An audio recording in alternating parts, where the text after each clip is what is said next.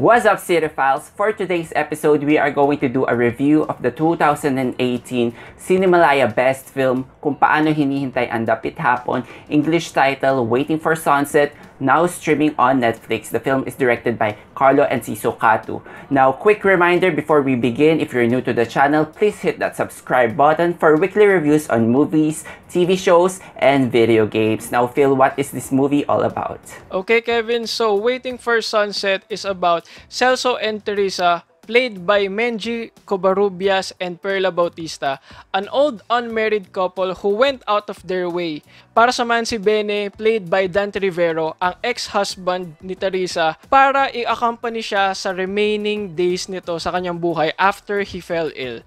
Now, Kevin, what can you say about this movie? Yeah, this one debuted back in 2018 and I vividly remember my experience in Cinemalaya. I think this is one of the movies that go under the radar and it doesn't have this big cathartic moment. It just stays and haunts you. I remember during my commute back home, that's when the tears starts flowing because this one, I did not expect this movie to be as resonant as it could have been. Putting aside all the technical aspects, because this movie has won a lot of awards. Best in Screenplay, Best in Production Design, Best in Cinematography. All of the actors here are really great. We have these three veteran actors who really play to their strengths. In some Roman movies, you can feel that the lines are coming from the writers. But this one, there's a sense of believability and poignancy because you don't really see elderly people being portrayed in lead roles like this. You often see them in supporting roles, but in here, the movie really chose to focus on that. So I am really glad because we're not getting much geriatric themed movies. I thought the screenplay is really well thought of. Then going back to the production design, they use this old decrepit house. And what's wonderful about it is it's a metaphor. This house symbolizes the old age, right? And even if it's old, the director captures this whole place beautifully. It feels like you're watching a place that's decaying, but at the same time, it feels beautiful. So I think that adds to the bittersweet feelings that the film goes through whenever we discuss themes about death, about loss and grief. And the script shows emotional maturity. We have essentially a love triangle here, but I love that the show didn't really get into confrontational because they're already mature and way past beyond that. And it's about finding the answers that you thought you've given up. It's about living a life in isolation. Like you thought you can survive your life in isolation,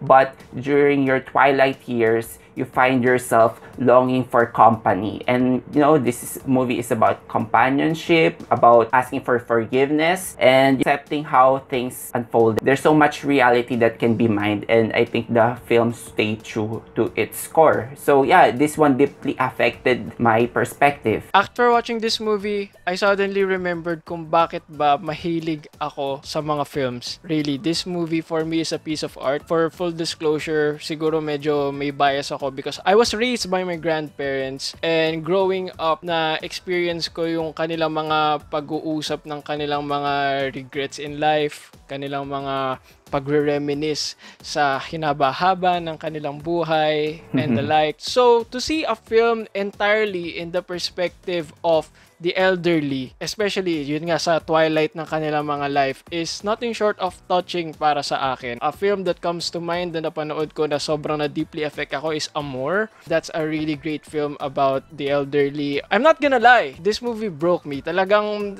tumulo yung luha ko dito, hindi ko talaga kinaya. And what I love about it, na banggit mo nga ito dun sa sinabi mo kanina, which I highly agree upon, is this took a very non-dramatic approach. Actually, karamihan nga ng scenes dito is just them reminiscing about the past. Ina-explain sa isa't isa why this happened then. In a way, yung pag-uusap nga about sa kanilang mga regrets.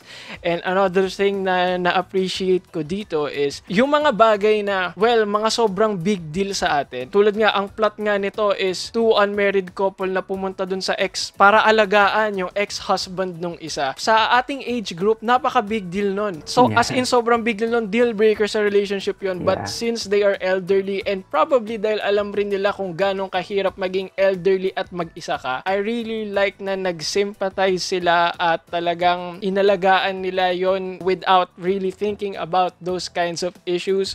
Although meron dito mga cute scenes about konting pagsiselos, but that's not the point. I think that those scenes are just there just to lighten up the mood of things.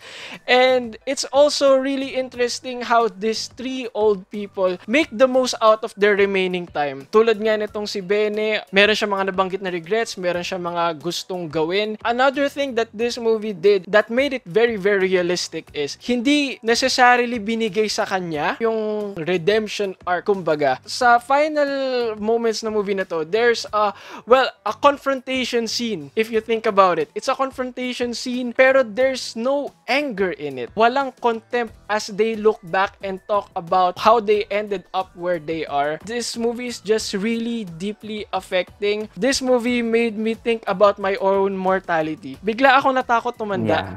To be honest, bigla ako naisip na I have to make the most out of my time here because eventually I will be like them, and natatakot ako that I would reminisce about stuff and regret about many things that I did do or didn't do. Kevin, I really have nothing bad to say about this movie. I loved it. Yeah, I agree, especially on what you said about that mortality part. Eventually, this is our end game. This will be us. You know, it's like picking on the future. Again, going back to what I said, the character of Bene, he thought he could live his life alone, but during his last moment, there's the irony that he suddenly wants to have closure. He suddenly wants to be surrounded by the person who loved him the most. I am blessed to have a complete family, and we are far from our twilight years, but this one really got us unexpected because it suddenly felt resonant. Yes, it's a bit meandering. This won't really initially hook the mainstream viewers. I can imagine some of the Netflix viewers who might just be casually watching and might felt like there's too much slice of life approach here.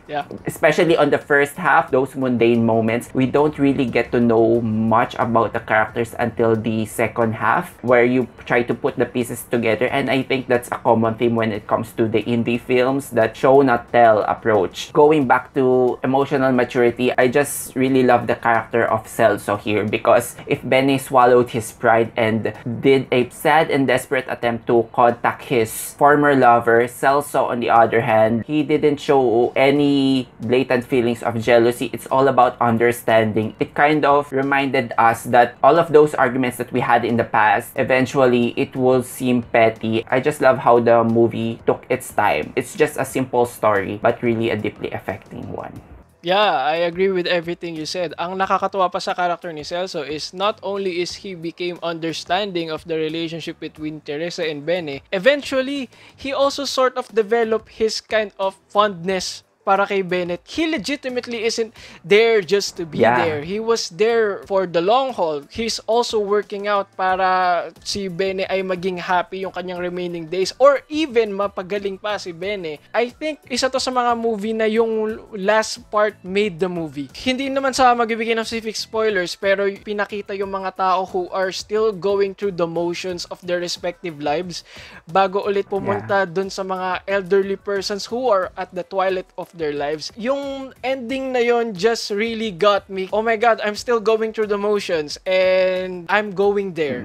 Eventually. Again, maybe bias ako kasi nga yung environment which I grew up practically, that's my childhood. Hearing these people talking about the past, reminiscing, I just can't find any fault about this movie. This movie is art para sa akin. I am going to give this movie a 5 out of 5 stars. That final shot, I wish I can speak more about it, but I love how the camera angle slightly imitated the waves coming from the beach. So that's really a heartfelt moment that will stick to our hearts. I just wish the pacing could have been a little bit better, but I really love this movie. And, you know, having seen this movie twice, I guess this is one of the movies that I won't get tired seeing of. Most of the stories from Cinemalaya, they're really just simple, and it all comes down to the execution, which makes it more grounded and more heartfelt. I'm gonna give this one a 4.5 out of 5. And that's it for our review of Waiting for Sunset. If you like this video, hit that like button and subscribe to our channel. Also guys, tell us what you think in the comment section below. Thank you so much for watching. Until then, see you on the next one. Bye bye guys!